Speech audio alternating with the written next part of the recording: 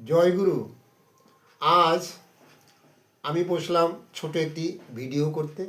যারা মোটামুটি একটু গান করতে পারেন হারমোনিয়াম বাজিয়ে, তাদের জন্য ভিডিওটি করার চেষ্টা রাখছি।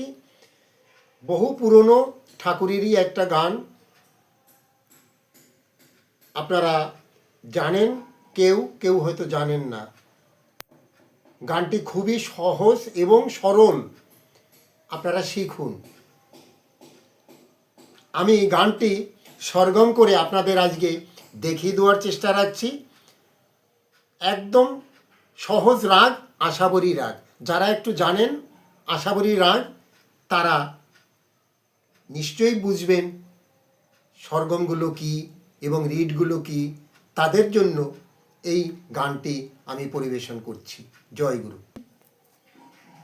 দেখুন, আমি হাত রাখছি, অর্থাৎ দেখুন তিনটে আঙুল রাখছি তিনটে রিডের উপরে, একটা সা, একটা পা এবং আরেকটি তারা সপ্তকের সায়ের উপরে। অর্থাৎ এই তিনটে রিডের উপরে আমি আঙুল রেখে আপনাকে আমি দেখাচ্ছি। এই মধ্য আঙুলটি অর্থাৎ তর্জনী, যে আঙুলটির উপর আমি যে রিডের উপরে রাখছি, তর্জনী আঙুলটি দেখুন, এটা হলো বি সপ্তকের অর্থাৎ বি শার্পের পা। এই পা থেকে আমরা গানটি শুরু করব। প্রথমে আমি বাজাচ্ছি, দেখুন, পা পা মা মা গা গা গা গা। কি বাজাচ্ছি দেখুন, পা পা মা মা গা গা গা গা। গা কোমল বাজাচ্ছি কেন? এই গানটি আশাবরী রাগের উপরে। আশাবরী রাগে তিনটি কোমল স্বর লাগে। একটা হলো গা, দ্বিতীয়টি ধা এবং তৃতীয়টি নি। এই তিনটি কোমল স্বর লাগে। এর আগের ভিডিওতে আমি আপনাদের সামনে তুলে ধরেছিলাম কোমল স্বর কাকে বলে এবং কোমল স্বর কোনগুলো। আমি আগের ভিডিওতে দেখিয়েছিলাম, আপনারা একটু দেখে নেবেন আগের ভিডিও। এই গানটিতে তিনটি কোমল স্বর লাগছে, গা, ধা এবং নি।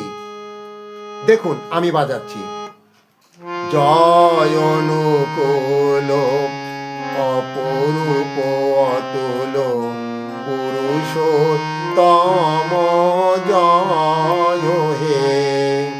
জয় অনুকূল অপরূপ অতুল পুরুষোত্তম জয় হে। মাতা মনমোহিনী নন্দন জগজন বন্দন ভব ভয় তারণ কারণ হে।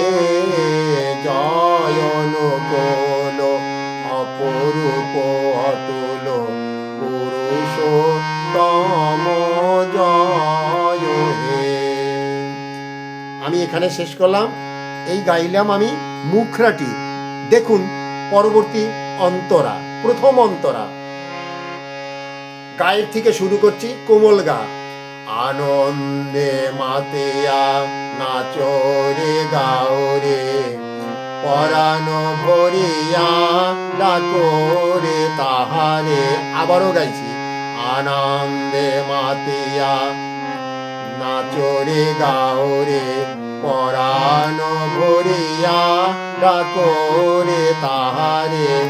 মান অভিমান দেহ মন প্রাণ দয়ালের চরণে সপরে। জয় অনুকূল অপরূপ অতুল পুরুষোত্তম জয় হে। এই পর্যন্ত আমি প্রথম অন্তরাটি গাইলাম। এরপরে দ্বিতীয় অন্তরা একদম হুবহু প্রথম অন্তরার, যে আপনি যে বাজাতে গিয়ে যে স্বরগুলো ব্যবহার করছেন একই স্বর, শুধু কথাটা আলাদা। ওই স্বরের উপরে দ্বিতীয় অন্তরাটা করবেন। এই গানটি আপনারা এককভাবেও করতে পারেন এবং কীর্তনেও পরিবেশন করতে পারেন। তবে কীর্তন করতে গেলে পরে শেষের দিকে অর্থাৎ অন্তরার শেষের দিকে ঝুমুর দিতে হয়, সেই ঝুমুরটি আপনারা দেবেন।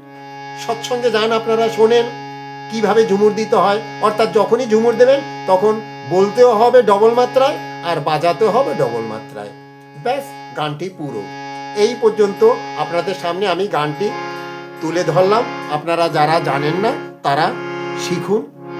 খুব সুন্দর একটি ঠাকুরের কীর্তন গান এবং আপনাদের সামনে রাখলাম। জয় গুরু।